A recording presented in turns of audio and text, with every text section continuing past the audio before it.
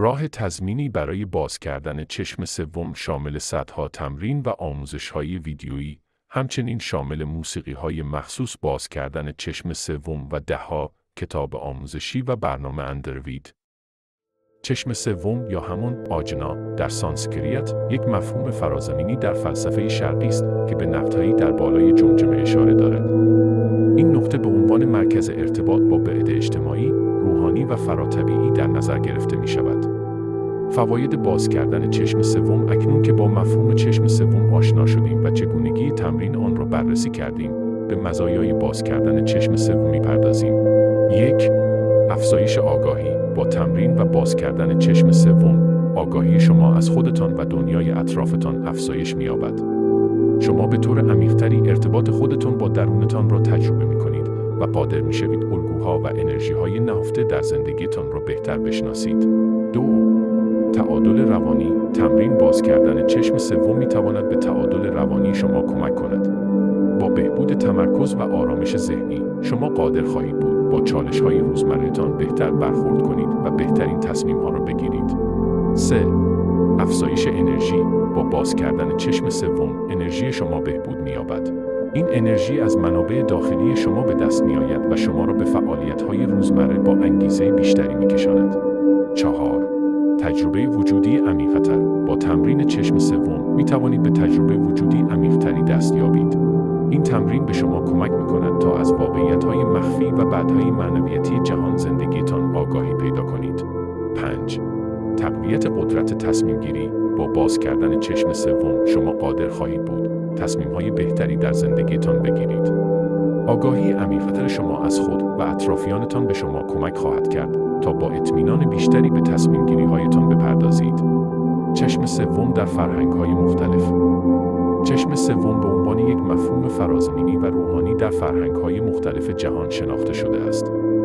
در این بخش به بررسی چگونگی نگرش به چشم سوم در فرهنگ‌های مختلف می‌پردازیم. 1.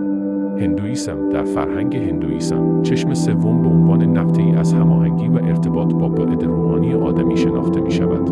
این نقطه به عنوان آجنا چاکرا یا چاکرای سوم شناخته می‌شود و عنوان نقطه ارتباط با بعد انسانی و روحانیت در نظام چاکراها توصیف می‌شود. 2. بوداییسم. در بوداییسم، چشم سوم به عنوان نقطه‌ای از آگاهی و بیداری شناخته می‌شود. این نقطه به عنوان ویشودی یا پینهل گلانت شناخته می‌شود و عنوان مرکزی برای تمرکز و تفکر عمیق در مسیر رهایی و آگاهی در مسیر بودایی پررنگ است. 3. یوگا و تنوع فرهنگی. در فرهنگ‌های یوگا و تنوع فرهنگی، چشم سوم به عنوان نقطه‌ای از تعادل و هماهنگی در بین بعدهای فیزیکی، ذهنی و روحی توصیف می‌شود. این نقطه به عنوان مرکزی برای تمرکز و تعادل در مسیریابی درونی و روحانی شناخته می‌شود. 4. فرهنگ‌های بومی. در فرهنگ‌های بومی و قدیمی، چشم سوم به عنوان نمادی از حکمت، توانایی دیدار بیشتر و ارتباط عمیق با جهان معنوی شناخته می‌شود. این نقطه به عنوان مرکزی برای تمرین‌های روحانی و ارتباط با جهان غیرمادی در این فرهنگ‌ها قدرتمند است. چگونه بفهمیم چشم سوم ما باز است؟ تشخیص دادن اینکه آیا چشم سوم شما باز است یا خیر، یک فرایند شخصی و ذهنی است و به طور کلی نیاز به آگاهی عمیق از خودتون و تجربه مدیتیشن داره.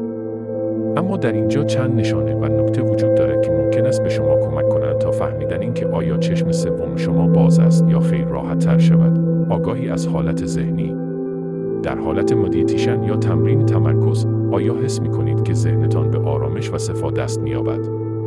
آیا احساس می‌کنید که تمرکز و توجه شما به خود و به محیط اطرافتان افزایش می‌یابد؟ این ممکن است نشانه‌هایی باشند که چشم سوم شما در حال باز شدن است. تجربه حالات روحانی. آیا تجربه‌های روحانی و عمیق‌تری را در طول مدیتیشن یا تمرین تمرکز تجربه می‌کنید؟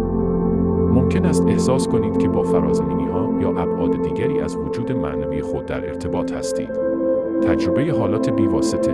آیا تجربه‌های بی‌واسطه مانند حس کردن نورهای نامری، صدایهای نامری یا تجربه حس ششم را در طول مدیتیشن یا تمرین تمرکز داشته اید؟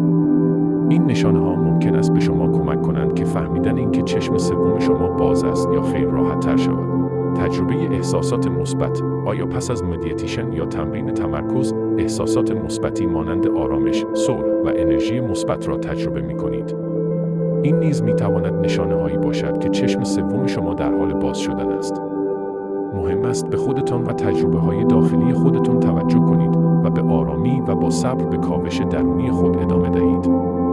همچنین ممکن است به عنوان یک مرجع معتبر مراجعه به مربیان مدیتیشن یا افرادی که تجربه مشابهی دارند کمک کند.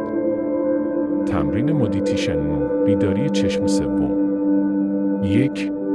در طلوع یا غروب خورشید در یک مکان خارجی راحت بنشینید و چشمانتان را ببندید. 2. آگاهی خود را به تنفس خود متمرکز کنید و به آرامش بیشتر دست پیدا کنید. 3.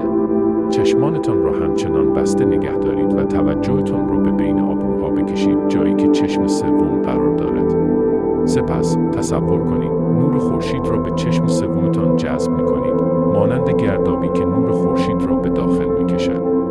4. خود به خود احساس گزگز در محل چشم سوم می‌کنید. اگر هیچ چیزی حس نمی‌کنید، با نوک انگشتتان میان دو ابروی خود را آرام ماساژ دهید. 5. خود را آزاد بگذارید، کنترل نکنید.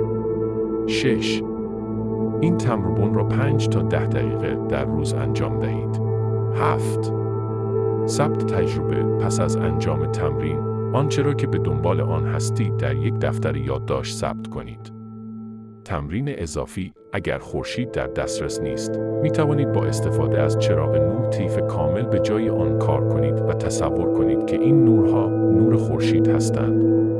این تمرین به شما کمک نمی کند تنها قده پینئال و تولید ملاتونین را تنظیم کنید، بلکه به بیدار کردن چشم سوم شما نیز کمک می کند.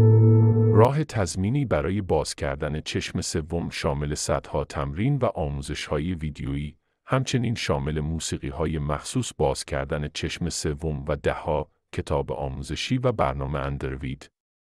برای اطلاعات بیشتر به دیسکریپشن مراجعه کنید و یا به وبسایت ما سر بزنید. ممنون که با ما همراه بودید. تهیه شده در وبسایت علوم غریبه.